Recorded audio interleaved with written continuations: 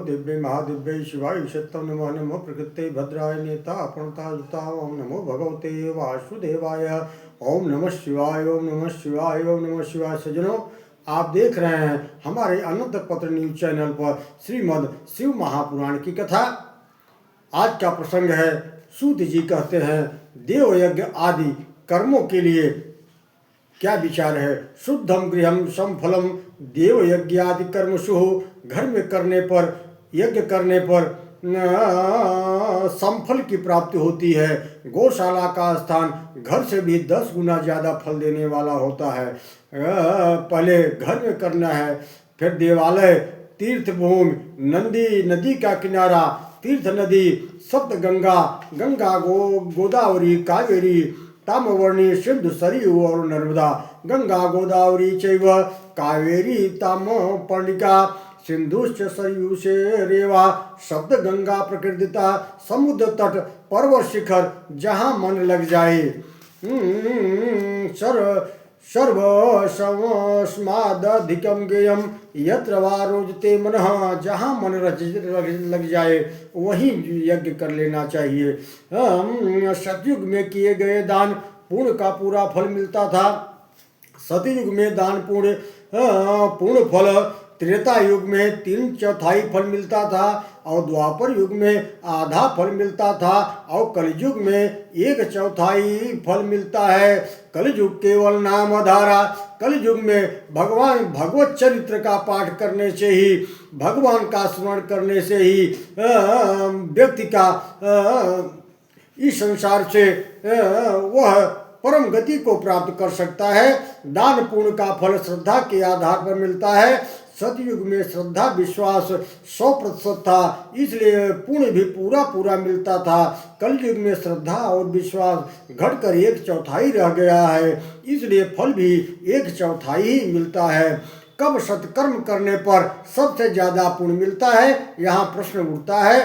तो सूर्य संक्रांति, सामान्य दिनों की अपेक्षा सूर्य संक्रांति पर किया गया सत्कर्म 10 गुना फलदायक होता है। विषुव, जब भगवान सूर्य विषुव रेखा पर होते हैं, चैत्र नवमी या आश्विन नवमी, उस समय किया गया सत्कर्म सूर्य संक्रांति की अपेक्षा भी 10 गुना फल देने वाला होता है। सूर्य दक्षिणायन कर्क संक्रांति, इस दिन किया गया सत्कर्म विषुव की अपेक्षा भी 10 गुना फल देने वाला होता है। चंद्र ग्रहण में इस दिन किया गया सत्कर्म कर्क संक्रांति की अपेक्षा भी 10 गुना फल देने वाला होता है। और सूर्य ग्रहण की बात करते हैं, सूर्य ग्रहण चंद्र ग्रहण की अपेक्षा भी 10 गुना फल देने वाला होता है। महतम संकालस्य कोटर कर ग्रहणम विदु, किंतु साधु पुरुषों का संगत तो करोड़ों सूर्य ग्रहण से भी ज्यादा फल देने वाला कहा गया है। अब दान पात्र की बात करते हैं। दान का उत्तम पात्र कौन है?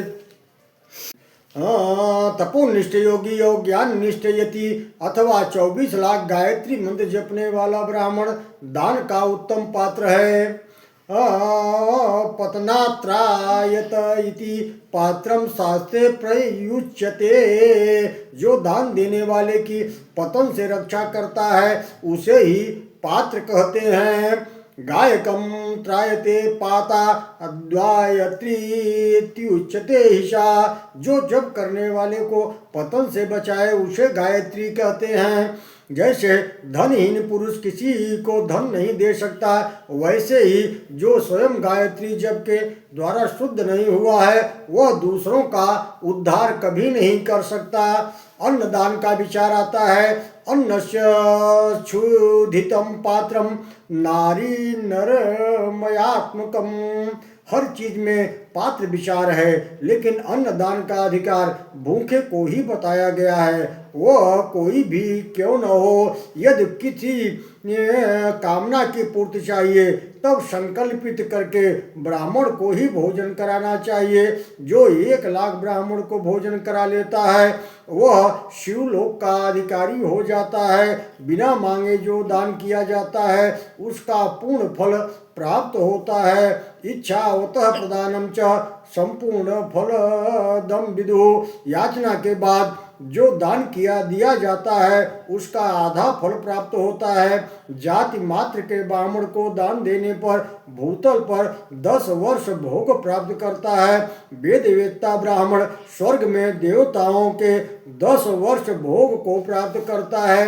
गायत्री जप जापक साधक ब्राह्मण सत्यलोक में 10 वर्ष पुण्य भोगता है और विष्णु भक्त ब्राह्मण वैकुंठ की प्राप्ति होती है।